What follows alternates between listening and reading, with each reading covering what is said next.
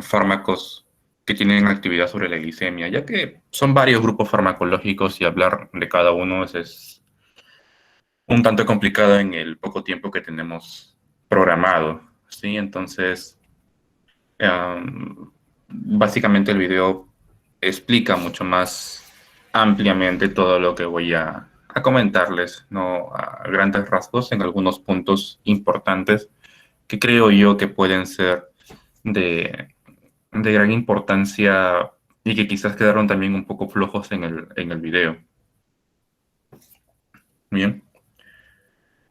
En primer lugar son las insulinas.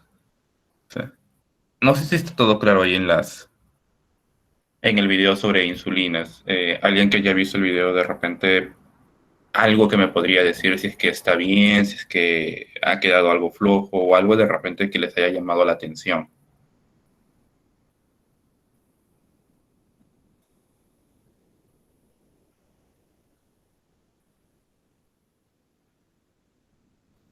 Sí, profesor. En cuanto, yo no he terminado de ver el video, la verdad, pero sí he visto gran parte.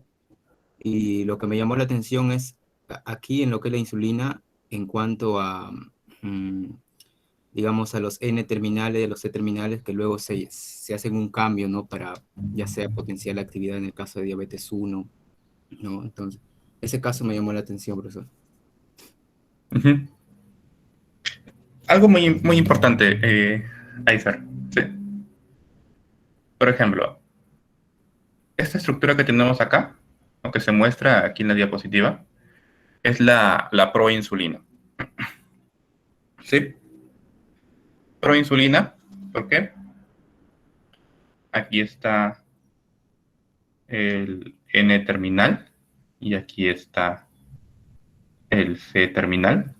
Todo esto de la cadena A. ¿Sí? Igual acá. Tenemos el N terminal y aquí el C terminal. Todo esto corresponde a la cadena B.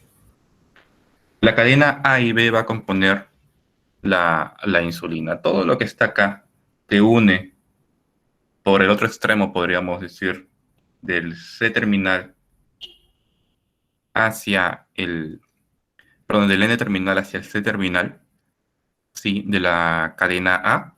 Todo eso es el péptido C. ¿Sí? El péptido C. El péptido C es una cadena aminosídica que va a desprenderse, ¿sí?, para poder liberar a la insulina. Una vez que la insulina se libera, cumple su actividad, ¿sí? De unirse obviamente a los receptores de insulina, ¿sí?, para poder permitir el ingreso de glucosa a las células miocíticas, ¿sí?, y a los glóbulos rojos. Entonces, una vez que realiza eso, es que tenemos la actividad, ¿sí? Algo muy importante y que llama la atención acá, por ejemplo, es en el C terminal de la cadena B. Sí, perdón, se me movió.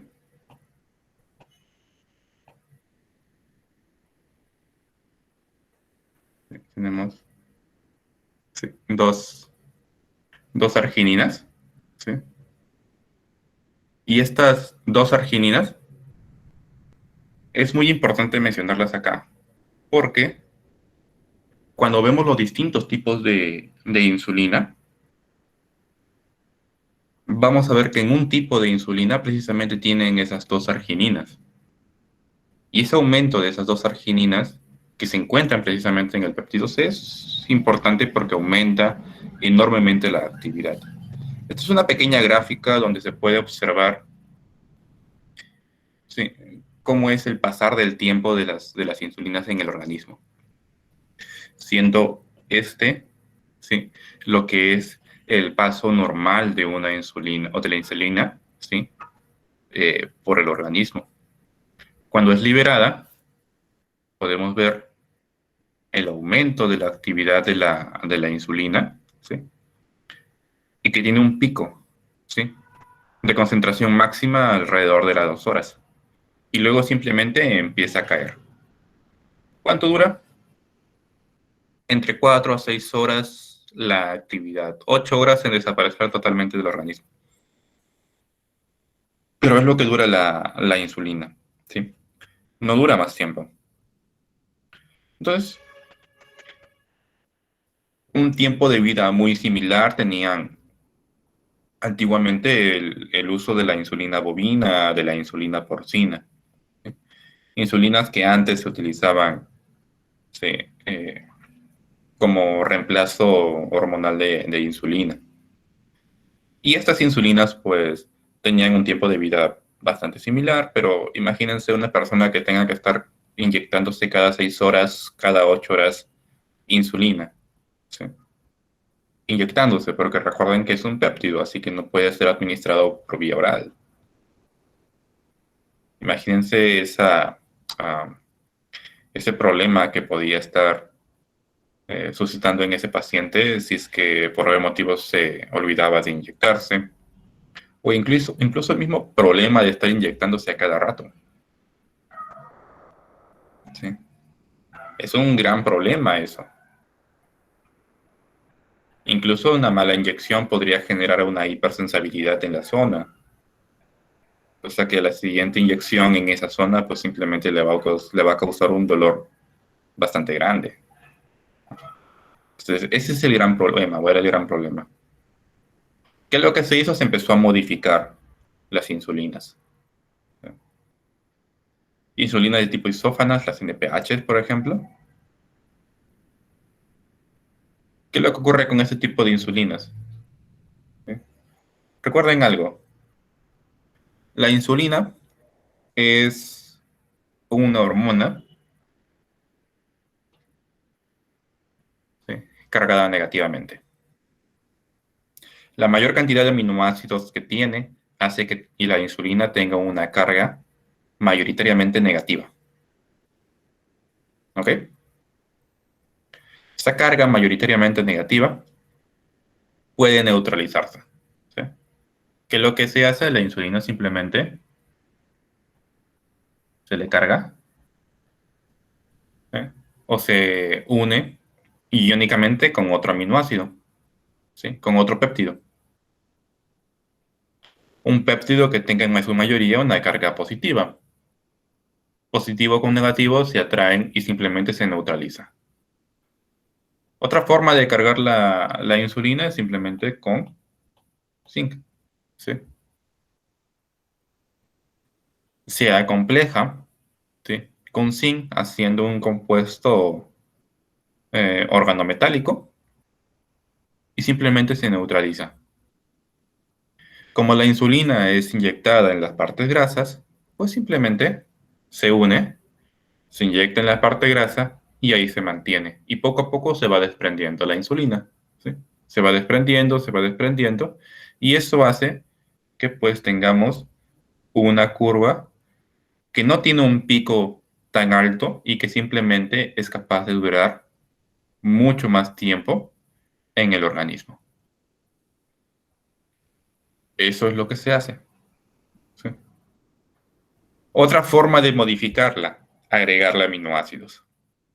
Agregarle aminoácidos o agregarle péptidos, ¿sí?, o cadenas carbonadas, perdón, ¿sí?, cadenas carbonadas que permitan que esté mucho más tiempo. Por ejemplo, para la insulina Determir, ¿qué es lo que se hace? Se elimina el aminoácido número 30 y en la lisina se le agrega una cadena carbonada, miristoilo, ¿sí? El miristoilo es una cadena de 14 carbonos. Bien. Como es una cadena carbonada, esta cadena carbonada aumenta enormemente la lipofilicidad de la cadena y simplemente permite que pueda estar mucho más tiempo en el organismo, ¿sí?, en la parte grasa. Y ya no genera un pico tan alto como las NPH y simplemente se mantiene por mucho más tiempo. Peor si hablamos de la glargina. La glargina está en las argininas que les mencionaba. Se agrega aminoácido 31 o 32, argininas, y se agrega una glicina en el C terminal de la cadena A. Y uno de los últimos cambios es simplemente tomando en cuenta a la de Termir, ¿sí? Igual que la de Termir, se elimina el aminoácido número 30, pero en lugar de agregar una cadena de 14, se agrega una cadena de 16 y tenemos la de Gludec. La de Gludec es una de las últimas insulinas que se ha realizado, que incluso tiene una mayor duración que la insulina glargina. ¿Sí? Y eso permite pues que incluso la de Gludec pueda durar mucho más tiempo que la insulina glargina. Una insulina de mucho más tiempo de duración.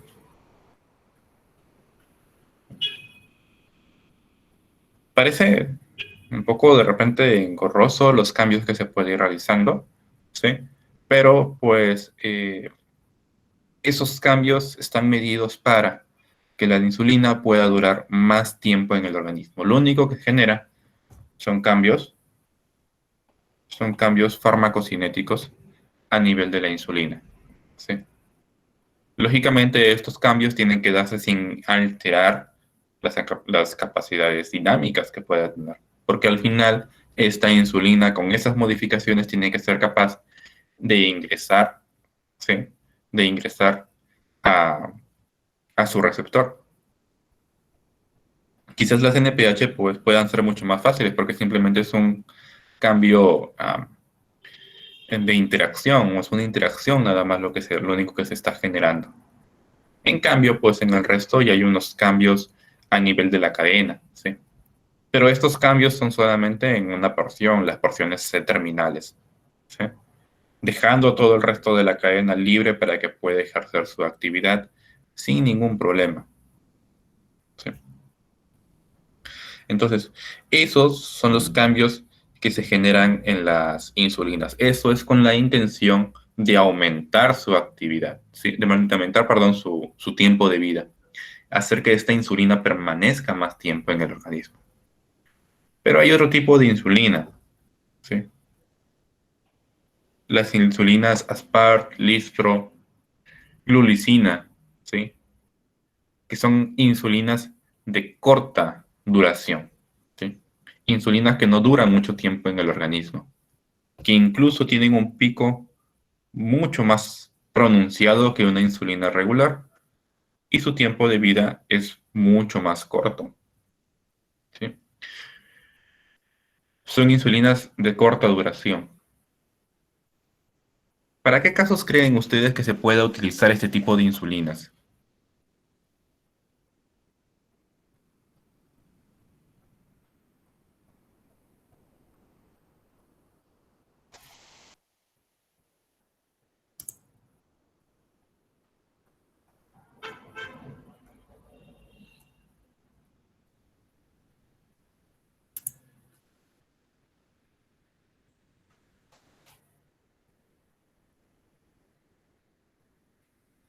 ¿Alguien tiene alguna idea?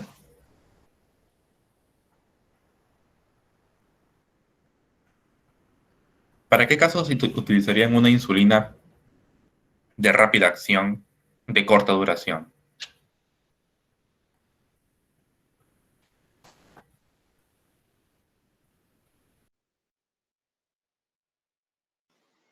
Profesor, en el caso de un coma diabético, ¿puede ser? ¿Ya? Sí, podría darse. Sí, sí, sí, sí. Exacto, Kelly. Aunque no diríamos el término exactamente coma diabético, pero sí en una hiperglicemia bastante pronunciada. ¿Sí? Claro que un coma diabético es cuando el paciente está con una hiperglicemia bastante alta, ¿no? Pero ya llegamos a un extremo. Pero incluso puede haber hiperglicemias, ¿no? O que el paciente esté con una hiperglicemia y no necesariamente hacer coma diabético. Algo que de repente ha pasado a varios colegas en oficinas farmacéuticas es que llega un paciente, ¿no? Y le dice, doctor, doctora,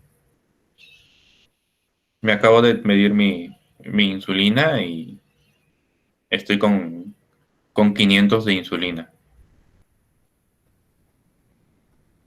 Y uno lo mira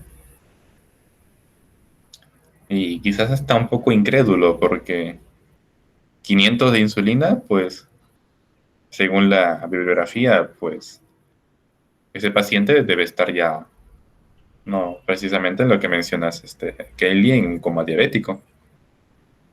Pero tú lo ves ahí tranquilo, le preguntas si tiene alguna molestia, no tiene ninguna molestia, te dice no, está normal. El paciente se siente tranquilo, pero está con estos niveles totalmente elevados, hasta el 500% de insulina además.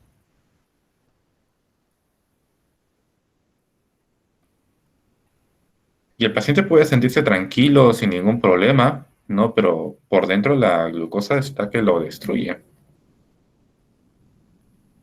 Entonces, imagínense esos casos que puede suscitarse.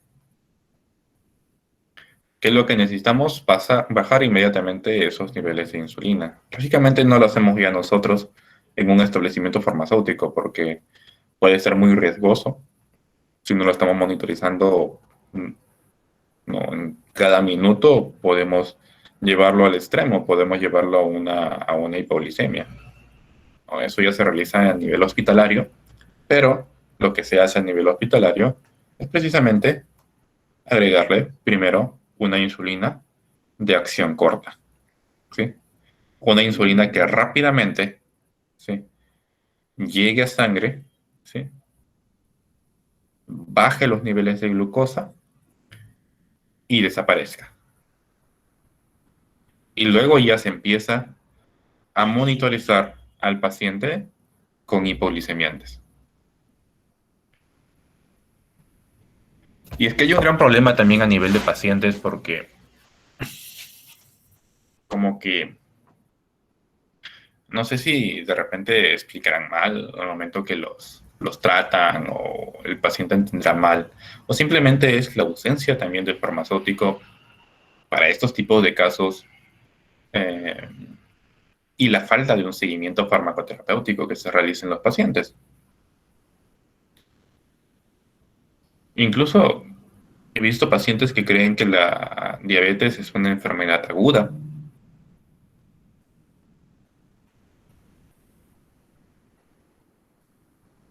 ¿No? Incluso tú le preguntas, ¿tiene algún problema de enfermedad crónica? No. ¿Consume algún medicamento? Sí, consumo metformina. ¿No? O hay otros pacientes que te dicen, eh, ¿está consumiendo algún medicamento? No, antes consumía metformina, ahora ya no consumo. Y uno se queda mirándolo y le dice, pero ¿por qué dejó de consumir la metformina? No, es que ya estoy bien de mi glucosa. Y uno le hace una toma rutinaria de niveles de insulina, de glucosa en ayunas, y el paciente está con 200, 250 de glucosa en sangre. Y uno le dice, le dicen, ay, no, es que el doctor me dijo que consuma la metformina por un mes nada más. ¿Y se ha ido a hacer su control? No, ya no ha ido. Entonces, hay dejadez por parte del paciente y lógicamente hay una falta de un seguimiento farmacoterapéutico. Si hubiera un seguimiento farmacoterapéutico, estas cosas no pasarían. E incluso, pues, ¿no? Los farmacéuticos podríamos percatarnos de esos casos, pero como mayoritariamente estamos inmersos en nuestros papeleos y no estamos afuera con el paciente, pues simplemente no nos damos cuenta de estos casos que pueden estar suscitando y nosotros bien, gracias. Simplemente pues por eso es que ya no nos toman incluso mucho en cuenta cuando hablan de equipo de salud, ¿no? Y el paciente nos ve simplemente como un vendedor de medicamentos,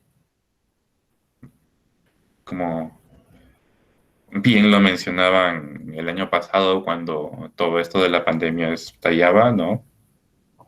Como un comerciante de la salud. Así es como nos ve el grosso de la población, porque no nos ven de otra forma, ¿no? El punto donde deberíamos tener roce con la sociedad es precisamente con el seguimiento farmacoterapéutico. Pero como no solemos hacerlo, simplemente nos ven como alguien que les vende el medicamento, ¿no? El resto de nuestra parte de la profesión simplemente lo hacemos a la sombra, ¿no? No tenemos contacto con el paciente. El contacto con el paciente está en el seguimiento farmacoterapéutico, está en la farmacia asistencial, pero es algo que tenemos bastante olvidado.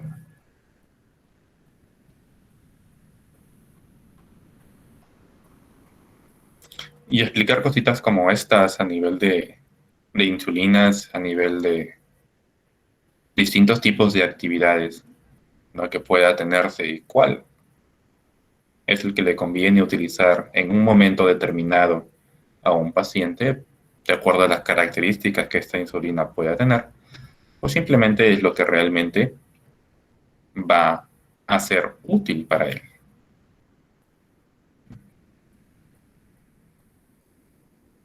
El por qué utilizar una y no otra, no, es parte de lo que nosotros debemos de conocer. Es parte de nuestra profesión.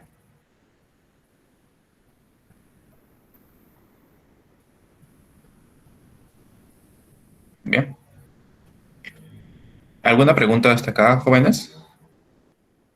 ¿Algo de repente que quieran conocer, saber?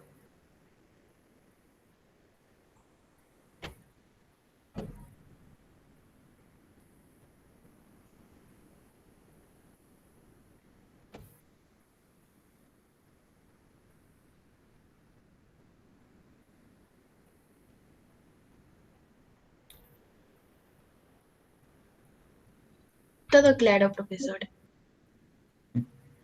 Ok, Yaceli. Algo de repente, ah, eso me preguntó un grupo, el grupo A, ¿no? No sé si ustedes tendrán también la misma duda. Estos son fármacos sulfonilurias de primera y segunda generación.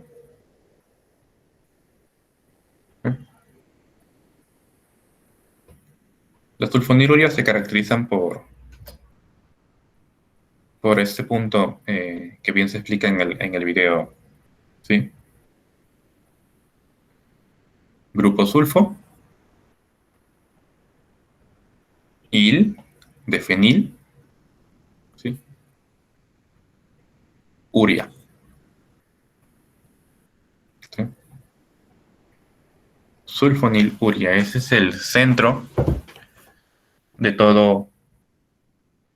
de todo fármaco derivado de este grupo. Y esta porción se repite en cada uno de los medicamentos que compone a este grupo, ya sean fármacos de primera o de segunda generación. Todos van a tenerlo. ¿Qué es lo que modifican? Los radicales R, ¿sí? Los radicales R son los radicales que van a modificarse. Si nos damos cuenta, aquí en este grupo R, ¿sí? Es una cadena larga, ¿sí? E incluso compuestos bastante complejos, ¿no? Cíclicos, pero que le generan una lipofilicidad. Ese es un punto bastante clave porque ese punto se repite tanto en primera como en segunda generación, ¿no? Incluso podemos ver que acetoestamina, de primera generación tiene un grupo fenilo, perdón, un grupo ciclohexano, y este grupo ciclohexano se repite en segunda generación. Todos tienen ese ciclohexano. ¿Sí? Es una parte característica de estos fármacos.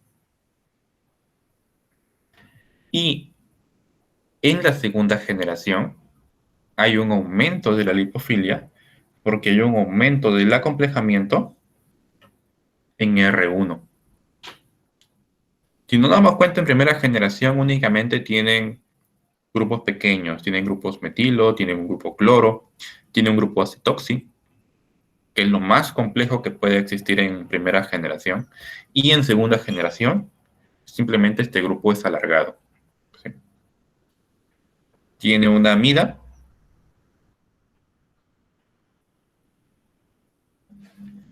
que se repite en estos tres compuestos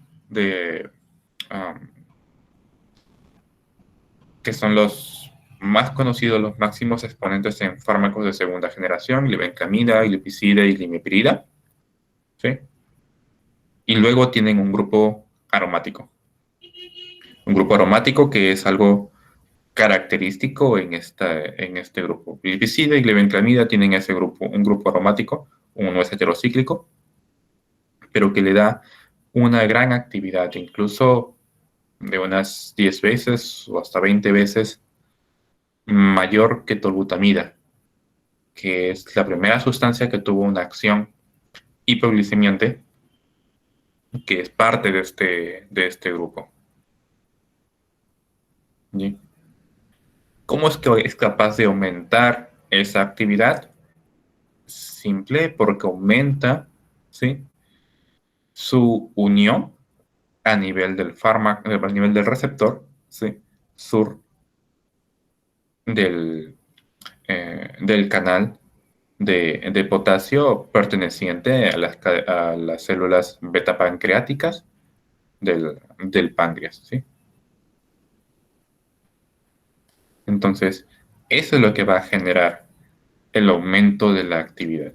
Lógicamente, eso también hace mucho más complejo, mucho más, o que tenga muchos más puntos para poder ser metabolizado, pero aumenta su eficacia. Ese aumento enorme de eficacia que genera hace que ya no sea necesario una cantidad exorbitante del fármaco para poder ejercer una actividad hipoglicemiante. Un aumento de la cantidad de fármacos, si colocáramos en el organismo la misma cantidad de fármaco de segunda generación como colocamos cantidades de primera, pues simplemente podríamos generarle una hipoglicemia al paciente. Miren las dosis que se administra de un fármaco de primera generación. Tenemos 1000 miligramos que se utiliza de tolbutamina, 250, 500, en comparación a fármacos de segunda generación. ¿Sí? 5 miligramos. 5 miligramos y estamos generando una actividad, ¿sí?, hipoglicemiante, ¿no?, o una disminución de la glucosa hasta niveles, ¿no?, cercanos a los normales. 2 miligramos en el caso de la glimepirida. Entonces, es baja la cantidad en comparación a la primera generación, precisamente por lo que les estoy comentando.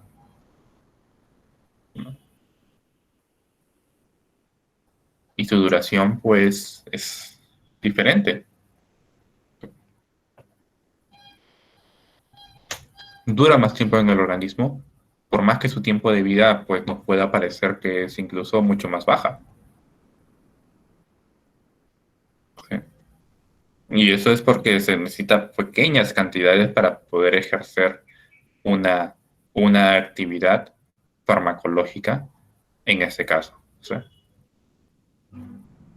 ya que la unión que van a tener al receptor es mucho más fuerte en comparación a lo que puede existir con otros tipos de fármacos.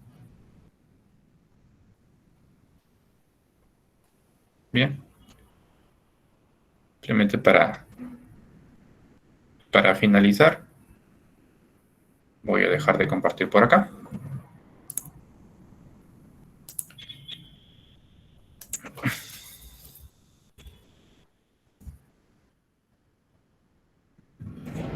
Bien.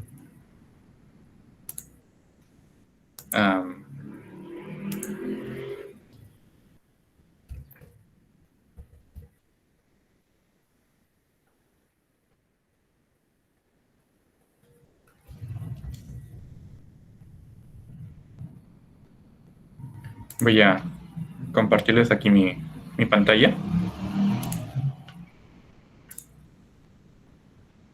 Ay, perdón.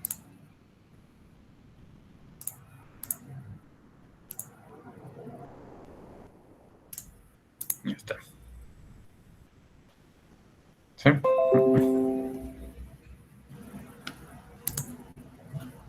Bien.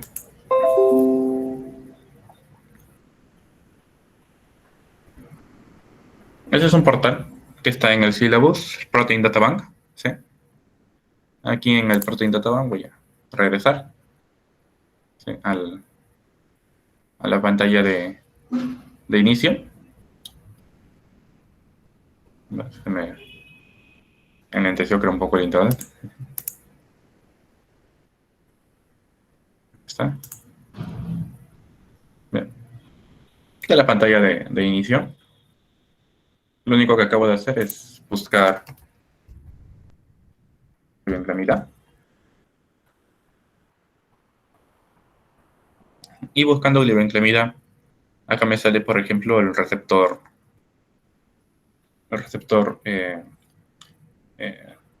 SUR, ¿sí?, el receptor de sulfonilurias, que no es otra cosa más que un canal de iones potásicos, ¿sí?, de iones de potasio.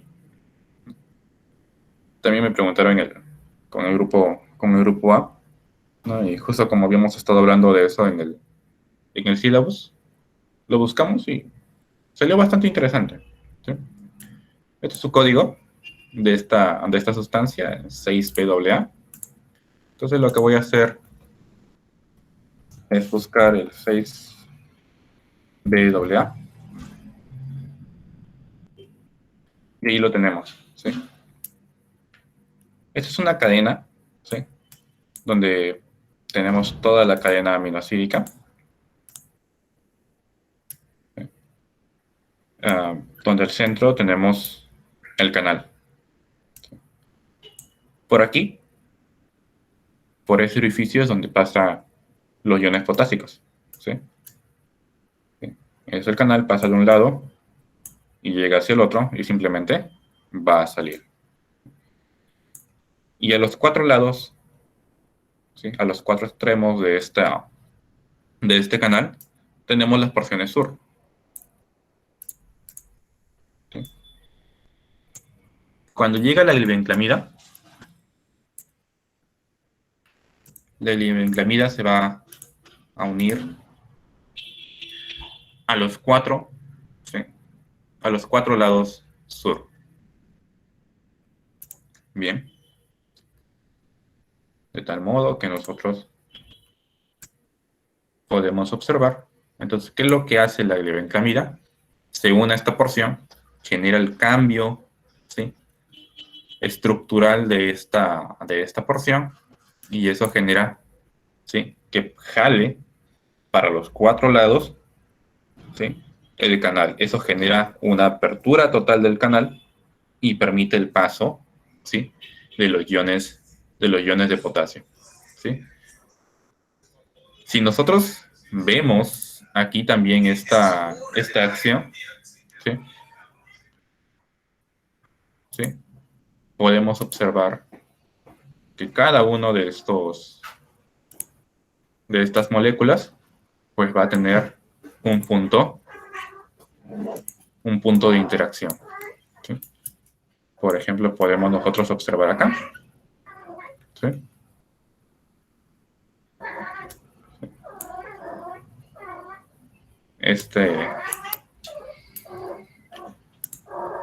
Esta porción, ¿sí?, ahí podemos ver a la glibenclamida,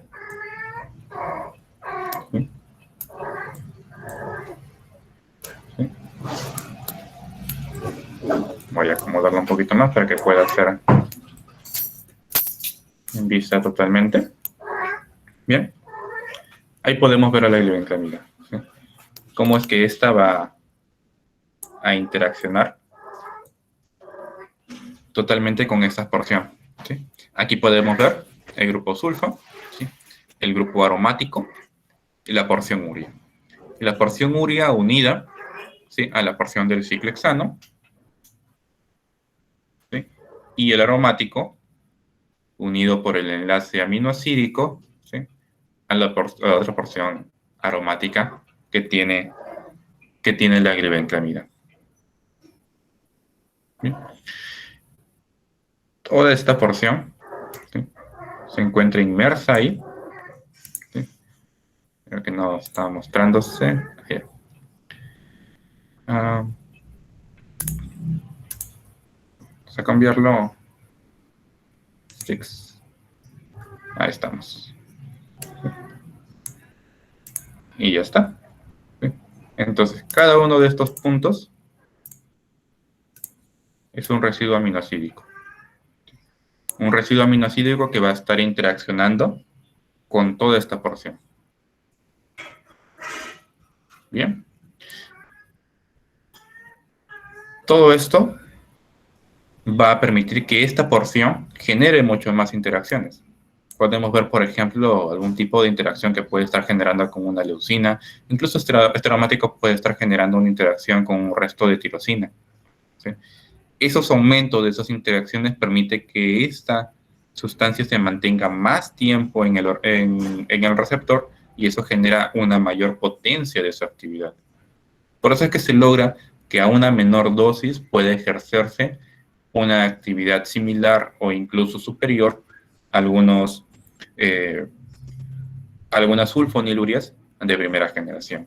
Simplemente porque los de primera generación tienen de esta porción hacia abajo. Entonces son menos las cantidades de puntos de interacción que puede estar generando esta sustancia y eso aumenta enormemente la actividad. Pues no hace que la sustancia ya no pueda incrustarse en el receptor, sino que al contrario, pueda ejercer una mayor actividad al permanecer más tiempo, ¿sí?, interaccionando en este receptor. Eso genera que se aperture, ¿sí?, por mucho más tiempo el canal y permite el paso de una mayor cantidad de potasio al ambiente intracelular y eso genera un aumento, ¿sí?, de la excreción de insulina de las células beta-pancreáticas. ¿Sí? Y bien. Eso quería, ¿no?, explicarles el día de hoy, jóvenes. ¿Sí? Ya con todo lo que se habla en el video, creo que va a quedar mucho más claro para los que todavía no lo han visto y los que ya lo han visto, pues infiero que con esto se puede profundizar un poco más lo que se está hablando allí en el video. No sé si tienen alguna pregunta final de esta parte.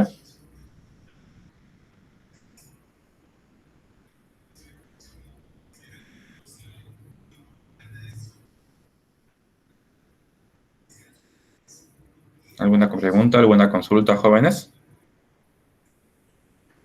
Profesor, Sí, Ivani. en el video dice que, por ejemplo, la troglitazona se dejó de usar porque es hepatotóxico, ¿cierto? Pero ¿a qué se debe su hepatotoxicidad? ¿Es por algún grupo o por qué? Ya. A ver. Sí. Voy a compartirles por acá.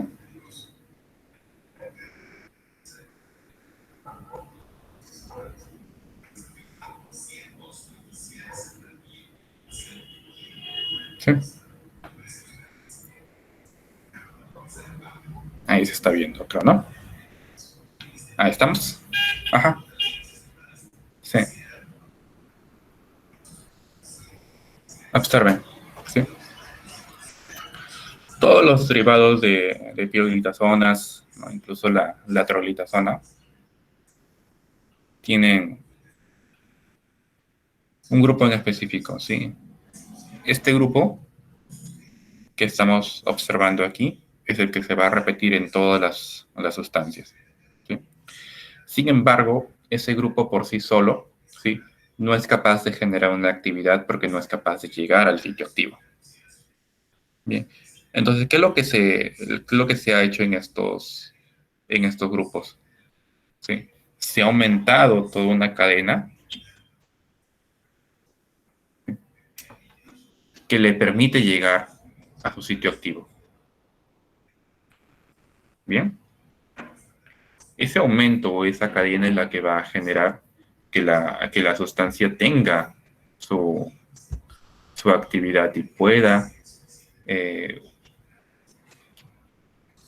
ingresar y permanecer en el organismo para que pueda tener esa actividad. Ahora, si ustedes observan bien la trolitazona, ¿sí?, como que tiene un complejo mucho más grande. Vamos a poner acá, ¿sí?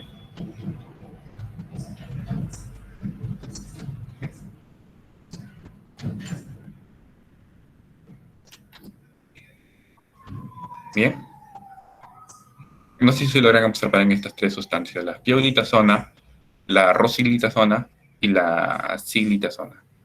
Bien. Los tres,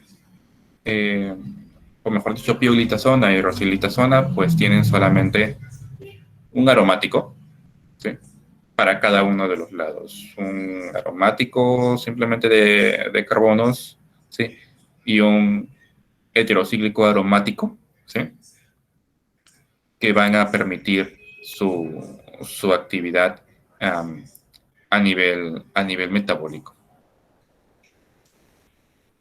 Muy importante precisamente este segundo aromático.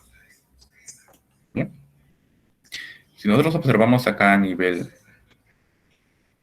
metabólico, ¿sí?, algo que ocurre, por ejemplo, con la pioglitazona es que precisamente las cadenas unidos al heterocíclico es un punto, ¿sí?, un punto metabólico. Un punto que permite precisamente fácilmente una rápida conjugación para una eliminación. Bien, acá podemos ver que primero se hidroxila, ¿sí?, luego se hace en forma de ceto, ¿sí?,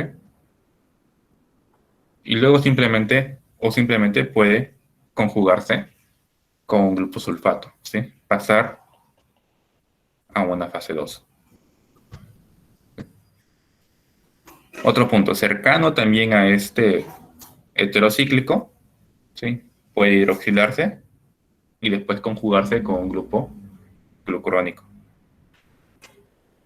¿sí?, o puede carboxilarse y luego conjugarse con una taurina. También en cualquiera de esos casos pasa a una fase 2. Si nosotros vemos estos tres grupos,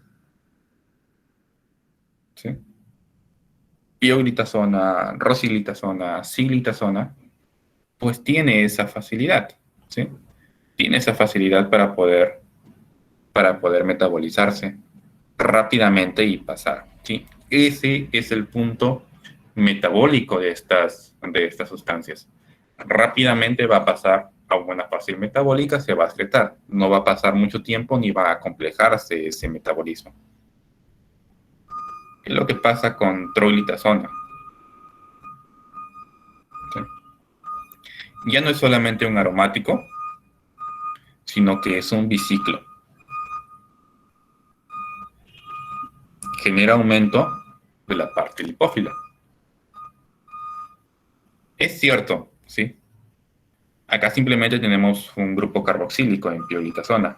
Siglitazona también tiene ese grupo metilo. Troglitazona tiene ese grupo metilo, pero tiene un segundo y tiene un tercer grupo metilo. Tiene un grupo hidroxilo, Sí, es cierto, pero ese grupo hidroxilo tiene dos grupos metilos en posiciones orto. ¿Sí? Eso genera como un encubrimiento del grupo hidroxilo. ¿Sí? Entonces ese grupo hidroxilo pues no puede unirse de una forma muy fácil o muy rápida. Eso genera un acomplejamiento enorme en la capacidad metabólica que puede tener troglitazona. Hace que el metabolismo sea mucho más complejo y eso puede derivar precisamente en una hepatotoxicidad. ¿Sí? Bien. Entonces, eso va a generar una disminución de esta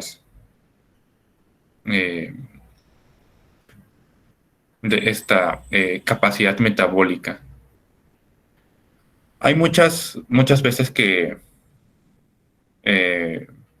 puede generarse esos cambios. Eso no quiere decir que simplemente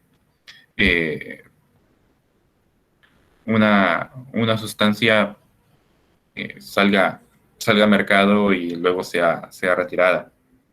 Actualmente hay muchos cambios que se han ido realizando al momento que se hace todo el descubrimiento de fármacos. Y eso también ha ayudado a identificar algunos grupos farmacológicos que pueden generar estos tipos de problemas.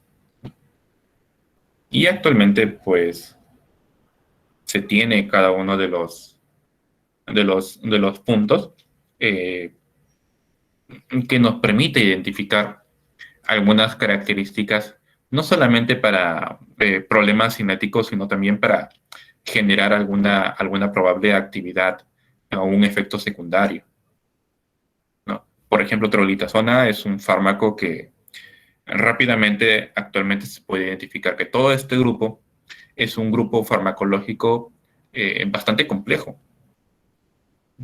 y que puede generar alguna falla a nivel farmacocinético.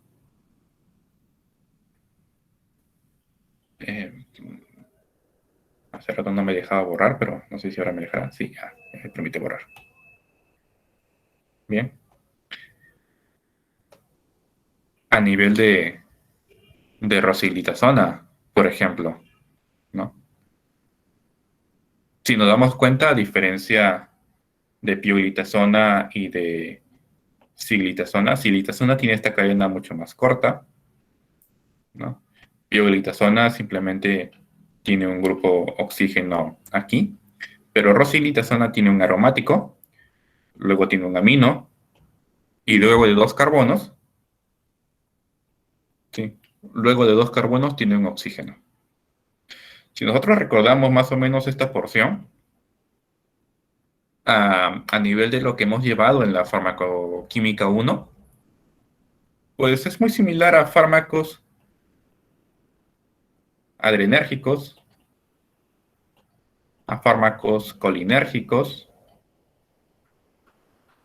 incluso antihistamínicos. ¿Sí? Incluso anestésicos locales también tienen una porción muy similar. ¿Sí? Entonces, si nosotros recordamos eso, podemos observar que en cualquiera de estos puntos, pues puede ejercer un efecto secundario.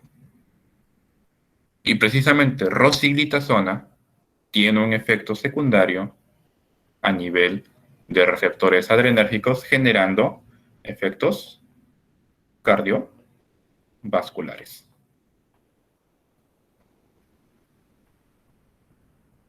Y al igual que troglitazona, ¿sí? Rosiglitazona también ha sido retirado del mercado. Troglitazona por efectos hepatotóxicos, problemas cinéticos, y rosiglitazona por efectos secundarios a nivel cardiovascular. ¿Sí? Entonces, ese también es un punto muy, muy importante. Gracias, Ivani, por hacer la pregunta sobre la troglitazona. Gracias, profesor. Bien.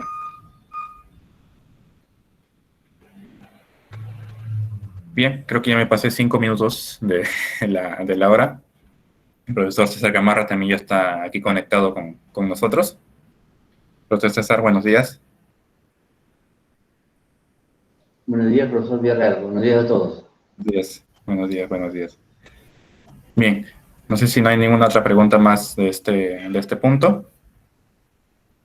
Sino ya para dejar al profesor Gamarra también hacer su teoría y no quitarle más minutos del tiempo que le corresponde. Bien. Muchas gracias con todos.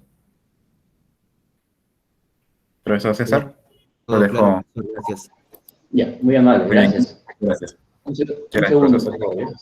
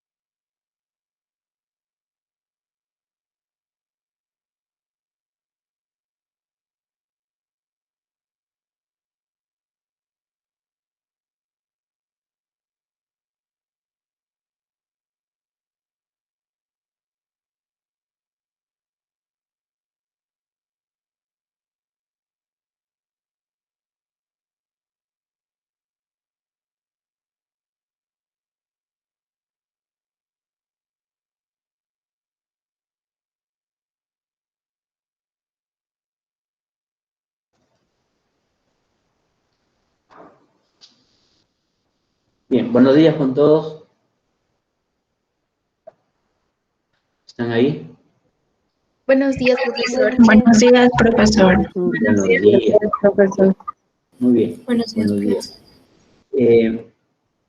Estaba escuchando parte de la clase del profesor Villarreal y él tiene la mejor preposición para explicarles, pero quería añadir algo, ¿no? Antes de empezar mi clase. Tienen que recordar lo que se explicó en el curso 1, como él dice, con respecto al metabolismo, los medicamentos, ¿no? Hay medicamentos que dan poco trabajo al hígado para su metabolismo y otro grupo de medicamentos dan mucho trabajo al hígado para su metabolismo. Como bien explicó el profesor, requiere de un trabajo adicional. Fatalmente hay medicamentos que un grupo de pacientes tiene que tomar durante toda su vida, ¿no? Por ejemplo, algunos medicamentos de ayuda cardiovascular. Tienen insuficiencia cardíaca y tienen que tomar medicamentos todos los días para cubrir esa deficiencia de trabajo cardíaco. Entonces, varios grupos de medicamentos de apoyo cardíaco son de difícil metabolismo y hacen un trabajo mayor, dan un trabajo mayor al hígado para lograr su metabolismo. ¿Qué significa el metabolismo? Y el trabajo hepático lo que hace es añadir o descubrir grupos que permitan, en primer lugar, tener grupos que en la segunda fase de reacciones químicas de metabolismo o de tipo 2 se conjuguen con ácido glucurónico principalmente, o aminoácidos, y puedan ser complejos mucho más solubles que permitan su expulsión principalmente por vía renal. Entonces, es frecuente que un paciente con disturbios cardiovasculares, después de haber ingerido durante varios años estos medicamentos, resulten con una cirrosis hepática, ¿no? Entonces, ellos no fuman, no toman, pero terminan con una cirrosis hepática, ¿no? Que en muchos casos les provoca la muerte, el trabajo nulo a nivel hepático, ¿no? Entonces, eso es bastante común con varios grupos de medicamentos. Pero se complica cuando los medicamentos tienen que seguir tomándose durante toda su vida, ¿no? Como en este ejemplo que le estoy dando de los medicamentos a nivel cardíaco. Otros medicamentos que hacen un trabajo hepático arduo es los antimicóticos. No olvidemos que hace 50 años existían 4 antimicóticos, porque cubrían las necesidades de las micosis que padecían los pacientes a nivel mundial. Entonces, estas micosis eran principalmente superficiales, ¿no? Todas las micosis que ustedes puedan imaginarse a nivel superficial, en la piel, en cualquier parte de la piel, en las mucosas, que podría ser vaginal, anal, oral, y la micosis en las uñas, la micosis en la piel del pie, ¿no? Pie de atleta, en el cuero cabelludo, etc. En las axilas. Entonces, esos antimicóticos con uso externo, pues cubrían las necesidades. Pero con la aparición del SIDA, del VIH, al disminuir el sistema inmune, al deprimirse el sistema inmune, comenzaron a aparecer micosis sistémicas, micosis a nivel hepático, cerebral, renal, articular, cardíaco. Entonces, los antimicóticos existentes no podían cubrir estas micosis sistémicas profundas. Y con la aparición del SIDA, se comenzaron a buscar antimicóticos, moléculas de antimicóticos, para combatir estas micosis sistémicas o profundas. ¿Por qué? Porque los pacientes con SIDA fallecían con micosis profundas. Es decir, nosotros estamos respirando bacterias y hongos. Estamos respirando donde estén. Hay micosis, hay hongos y hay bacterias que ingresan por vía respiratoria, pero nuestro sistema inmune nos protege. Pero si el sistema inmune está deprimido, como en los cuadros de pacientes con SIDA, pues se desarrollan estos hongos que han entrado por vía respiratoria y comienzan a desarrollarse en diversos órganos. Y los pacientes con SIDA fallecían al principio con estas micosis profundas. Entonces ahora tenemos una gama muy amplia de antimicóticos usados en micosis profundas, pero estas moléculas les dan gran trabajo al hígado, ¿no? Entonces, si por alguna razón un paciente que no tiene SIDA logra fatalmente tener una micosis profunda, tiene que tomar una alta dosis de estos antimicóticos de última generación y le dan un trabajo adicional al hígado, que se manifiesta con sintomatología como una hepatitis, como una inflamación del hígado, pero no se llega a producir una cirrosis hepática, ¿no? Por el trabajo exacerbado, porque se controla la infección y se deja de tomar. En cambio, los pacientes con SIDA, ellos tienen que tomar siempre sus antimicóticos para protegerse de esas micosis profundas. Y en esos pacientes sí podría darse llegar a darse estas cirrosis, ¿no? Bien, eso quería añadir como complemento a lo que el profesor muy bien había explicado. Me toca hablar en esta clase que nos queda de hormonas tiroideas. Hormonas tiroideas.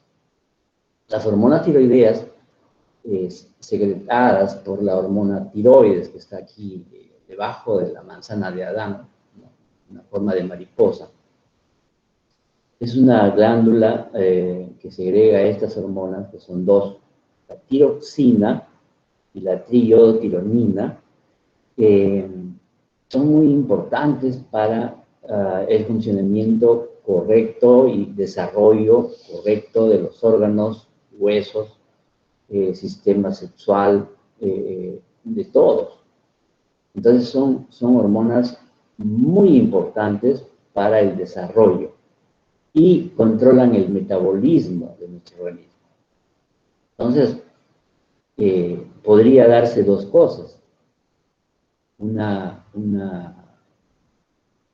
cuadro llamado hipotiroidismo, donde estas hormonas están en déficit, o lo contrario, un hipertiroidismo, donde hay mucha hormona, estas dos hormonas, ¿no? Mucho funcionamiento de tiroides. Entonces, para ambos casos va a haber medicamentos. Entonces, voy a pasar a presentarles lo que tengo preparado. Ya, un segundito.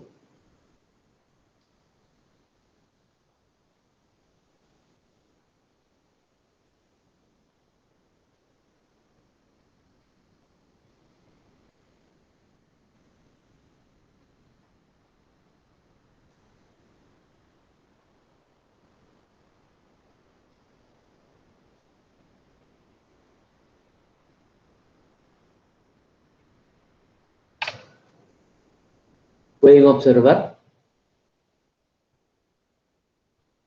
¿Se observa la molécula? Sí, profesor. Ya. Sí, profesor. Muy bien. Aquí tengo la primera hormona secretada por la glándula tiroides. Esta molécula toma el nombre de tiroxina. Tiroxina. ¿Ya? Se caracteriza porque tiene 4 yodos. Entonces, a la tiroxina le podemos llamar también tetrayodotironina. Esa es la tiroxina. Y la otra es la triyodotironina porque tiene 3 yodos. Entonces, tenemos que ya tomar en cuenta el yodo en estas moléculas son indispensables para su actividad. Los yodos que están en el primer anillo aromático a la derecha están en posiciones 1, 2, 3, 4 y 5, es decir, 3, 5, posiciones 3, 5, y en el siguiente anillo aromático de la izquierda también, 1, 2, 3, 4, 5, 6.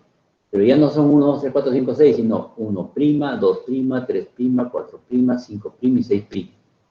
Entonces las posiciones de los yodos están en posiciones 3 y 5, y 3' y 5'. Esa es la tiroxina o tetrayodotironina. Si miro la otra hormona, la triyodotironina, ya no tiene yodo en la posición 5'. O sea, desalogenado en la posición 5'. Esta desalogenación en la posición 5' le incrementa su potencia. Esta es más potente que la anterior. Es decir, es más potente la que tiene 3 yodos que la otra que tiene 4 yodos. Bien, ambas moléculas son iguales, la única diferencia es un átomo más o un átomo menos de yodo. Pero esta porción de la molécula de ambas hormonas viene, si quitamos los yodos, viene a ser la molécula de un aminoácido, tirosina. ¿Ya? Esta parte de la tirosina. Quitamos los yodos, este oxígeno es grupo hidroxilo, y es la paratirosina o L-tirosina. No es orto, ni es meta, sino es paratirosina por la posición para del grupo hidroxilo.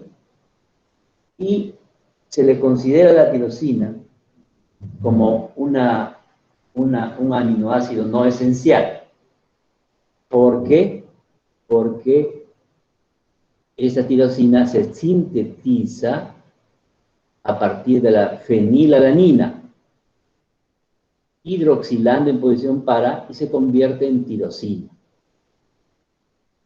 ¿Ya? Entonces, la tirosina, su nombre viene de un vocablo griego que significa queso, porque el primer descubrimiento que se da es en los quesos.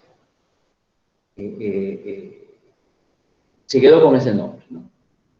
Entonces, teóricamente se reconoce a estas hormonas tiroideas como derivados de la tirosina, y algunos dicen que es el acoplamiento de dos moléculas de tirosina.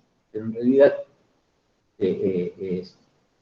esta parte ya no se duplica, sino un segundo anillo aromático con la posición, con el grupo hidroxilo en posición para, y en conjunto se le llama ya hormonas tiroideas. La producción de estas dos hormonas tiroideas es muy diferente. La glándula, de cada 100 moléculas que sintetiza, 90 son de la T4, o tiroxina, y 100 son de la triiodotironina. Cada 100 moléculas, 90% o 90 de ellas son de la tiroxina y 10 de la triiodotironina. Entonces, cuando esta hormona segrega esta glándula segrega estas hormonas, salen a sangre en esa proporción, 90-10. ¿No? Entonces, se le reconoce ya en análisis de sangre que existe circulando una proporción de 20-1. Sí se le ha visto. La proporción de síntesis es 90-10 y en sangre se le encuentra en una proporción de 20-10.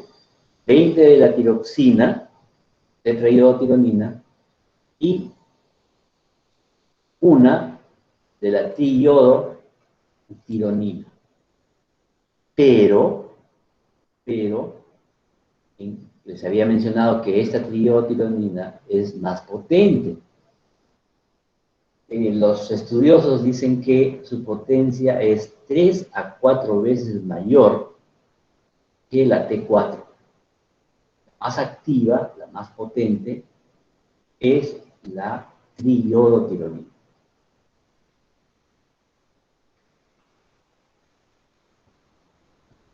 Entonces, aquí pueden ustedes ver que la glándula tiroides, ubicada aquí en forma de mariposa, debajo de la manzana de Adán, y más o menos en ese sitio en las mujeres, van a incrementar el metabolismo y el crecimiento y desarrollo corporal, incluso incrementando el efecto, la actividad de las catecolaminas. Son muy importantes esas hormonas, muy importantes. Aquí he hecho una síntesis, presento una síntesis de los efectos fisiológicos de estas hormonas. Incrementa el metabolismo basal, el gasto cardíaco, la frecuencia cardíaca, potencia el desarrollo cerebral, incrementa el metabolismo proteico y de carbohidratos, incremento de la tasa de ventilación, regula el metabolismo óseo, genera calor en todos los tejidos, a excepción del cerebro, testículos, úteros, y ganglios linfáticos, aumento de la eritropoyetina, permite la relajación muscular, engrosamiento del endometrio, y permite una respuesta correcta del centro respiratorio a la hipoxia o hipercapnia. Entonces, fíjense ustedes, cada punto es muy importante para el normal desarrollo de la vida diaria de cada persona. Entonces, una alteración, sea hipertiroidismo o hipotiroidismo, pues se va a reflejar en el funcionamiento de todos los tejidos.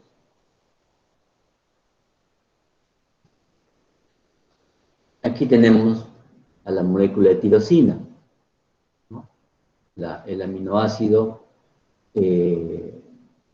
base para la estructura química de estas hormonas.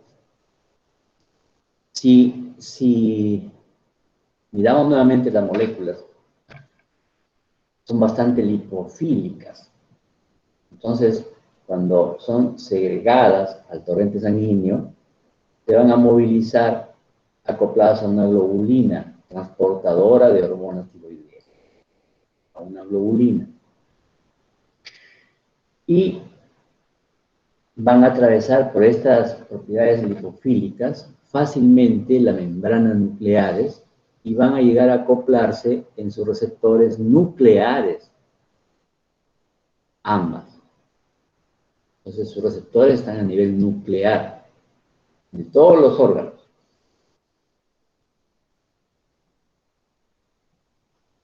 Si hablamos del hipotiroidismo, se le reconoce como un trastorno endocrino provocado por un déficit de hormonas tiroideas. Estamos con un bajo funcionamiento de la hormona o de la glándula. Entonces hay una cantidad menor a la necesaria en sangre y se le reconoce como hipotiroidismo. Si hay poca hormona o hormonas, se le atribuye a que la glándula no puede sintetizar las hormonas porque no tiene la materia prima. Y la materia prima externa que tiene que llegar al organismo es el yodo. Entonces, se dice que hace miles de años el yodo estaba en la corteza terrestre, pero por las lluvias este yodo ha sido arrastrado hacia el mar. Entonces tendríamos que comer nosotros o ingerir alimentos producidos en el mar, pescados o mariscos, porque ahí tienen yodo, pero fatalmente ahora no solamente tienen yodo, sino tienen compuestos tóxicos debido a la minería. Entonces, lo que nos da el gobierno es una sal yodada. Usamos sal con yodo para que en forma indirecta ingestamos el yodo en nuestros alimentos y la glándula tenga materia prima para la síntesis y se evite el hipotiroidismo. Entonces, existe una anomalía que se puede ver a simple vista, que se puede dar tanto en hipotiroidismo como en hipertiroidismo, que es el bocio. El bocio. Entonces, es el crecimiento anómalo de la glándula. En la mayoría de los casos, es simplemente un ensanchamiento del cuello y si esto persiste, es decir, no ingiere yodo, no hay sal yodada que el gobierno les pueda dar. Por eso es que aquí he puesto en los países menos desarrollados. En nuestro país sí, la sal está por ley yodada para que nos llegue la cantidad de yodo suficiente y se pueda sintetizar las hormonas tiroideas. Entonces, el bocio, yo no he logrado ver bocios de una magnitud que existen en los libros de medicina, de endocrinología, donde, por ejemplo, he visto fotos donde el bocio de una señorita o señora llegaba a la altura de los senos, desde el cuello hasta los senos, y parecía a una determinada distancia que tenía 3 senos, ¿no? Y el del centro era el bocio que colgaba desde el cuello. Entonces la glándula había crecido en el transcurso de años, de tal manera que era pues enorme, ¿no? Enorme. Bien, entonces si hay hipertiroidismo, no existen las hormonas, lo que tenemos que dar a esos pacientes son medicamentos que reemplacen la ausencia de esas hormonas. Una de ellas es la levotiroxina sódica, es la sal sódica de la levotiroxina o un derivado de la L-tirosina, que es la paratirosina. Bien, la molécula es la misma, de la tiroxina o tetraiodotironina, es la misma. Simplemente es una sal sódica, usando el grupo carboxilo, es una sal sódica de la tiroxina. Eso va a reemplazar la ausencia de tiroxina. Pero también tenemos en el mercado la liotironina sódica. ¿Y qué cosa es la liotironina sódica? Es la molécula sintética que reemplaza ¿a quién? A la triiodotironina o hormona tiroidea más potente de las dos. Entonces, si yo les preguntaría cuál de las dos moléculas, la levotiroxina sódica o la liotironina sódica, es más potente, indudablemente ustedes me van a responder rápidamente que esta liotironina sódica es más potente que la levotiroxina sódica, porque está simulando la molécula de la triiodotironina. Entonces, la diferencia es que en la posición 5', ya no tiene el halógeno, ha sido desiodado. ¿Ya? Bien.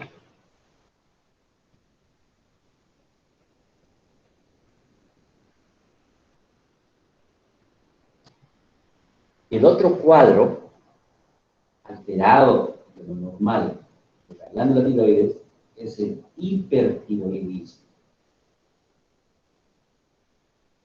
En el hipertiroidismo es lo contrario. Hay una gran cantidad de hormonas tiroideas, una hipersecreción de hormonas tiroideas. Esa hipersecreción tiene varios orígenes, ¿no? Varios orígenes. Uno de ellos es por una degeneración de la glándula por la edad del paciente. Le llama una enfermedad autoinmune. Bien, el hipertiroidismo se manifiesta o es detectada fácilmente por cualquiera de nosotros, porque el paciente transpira en gran cantidad. No sé si le he puesto por acá, creo que no. Hay un aumento de la transpiración. El paciente para transpirando todo su cuerpo, ya en forma excesiva. Tiene dificultad, pierde fuerza en las piernas o el dominio de las piernas y tiene dificultad para la marcha. Y si ustedes le piden al paciente que estire sus brazos, muestre sus manos van a estar temblorosas. Aparte de ello, su corazón está latiendo con una frecuencia incrementada y con más fuerza por este estímulo exacerbado de la presencia de hormonas tiroideas. Entonces, hay casos, eso sí he visto, donde el latido cardíaco hace saltar la ropa que tiene encima. Si ustedes le ponen la mano sobre la zona cardíaca al paciente, van a sentir el latido cardíaco en una forma, con una frecuencia mayor a la normal y con una fuerza inusual. Entonces, parecería que tuviera una insuficiencia cardíaca. Este paciente con hipertiroidismo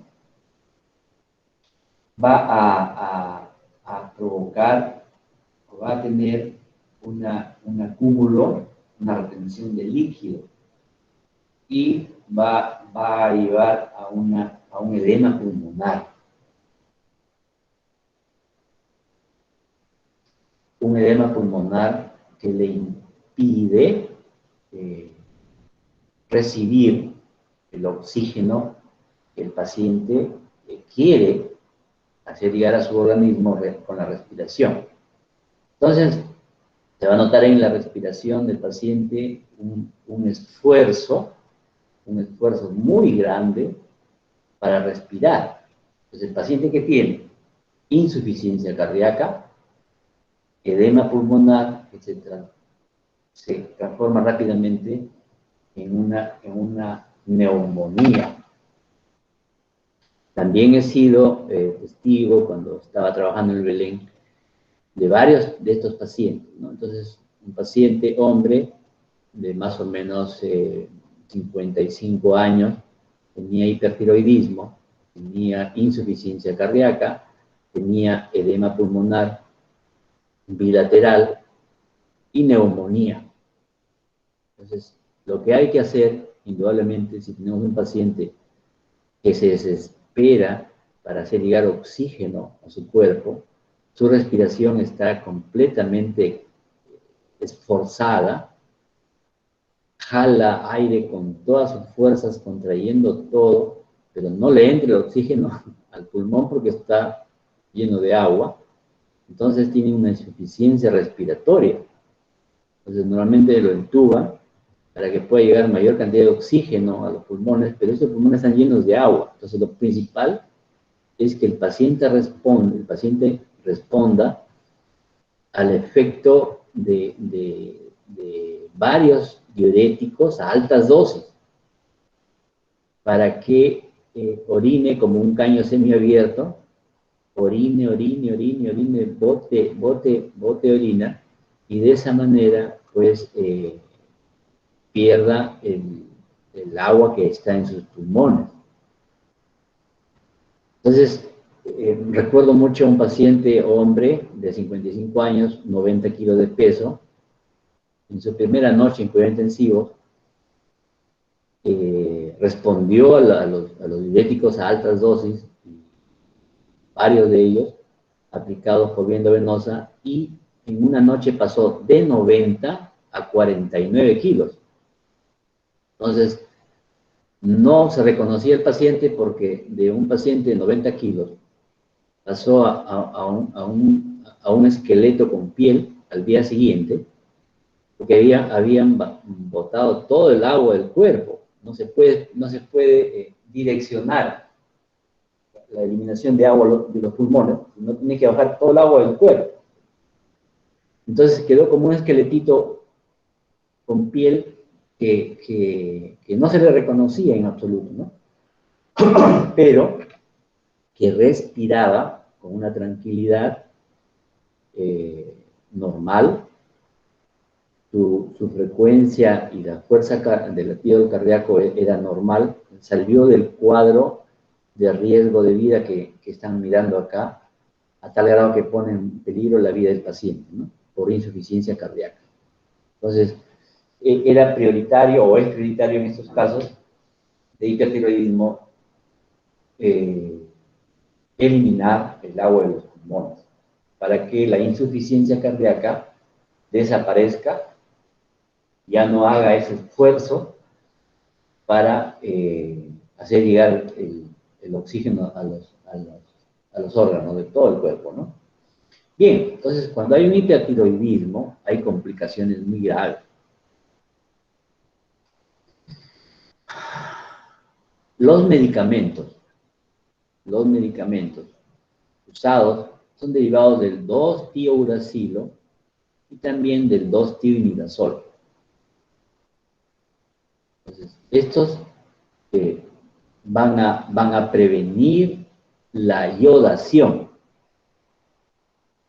de la tiroxina y triotironina. En otras palabras, estos medicamentos usados en el hipertiroidismo van a evitar que los precursores de las hormonas tiroideas sean halogenadas, sean yodadas. Y de tal manera que ya no se produzca más hormonas tiroideas, ni la tiroxina, ni la triotironina.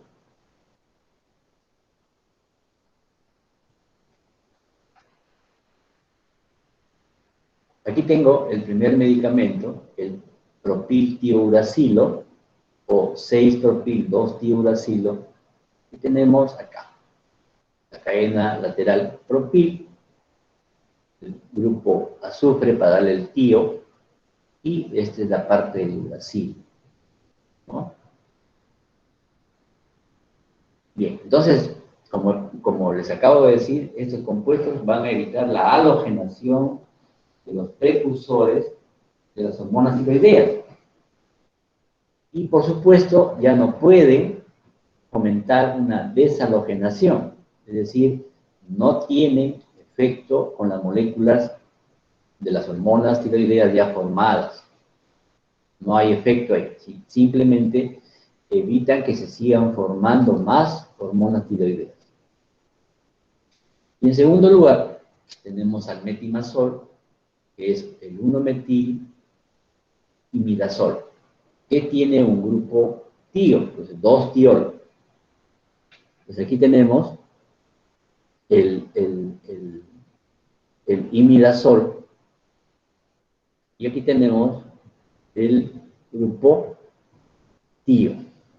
Entonces, esta molécula es más potente que el anterior. Ambos evitan la halogenación, la iodación de los precursores de las hormonas tiroideas, tanto de la tiroxina como de la triodotironina.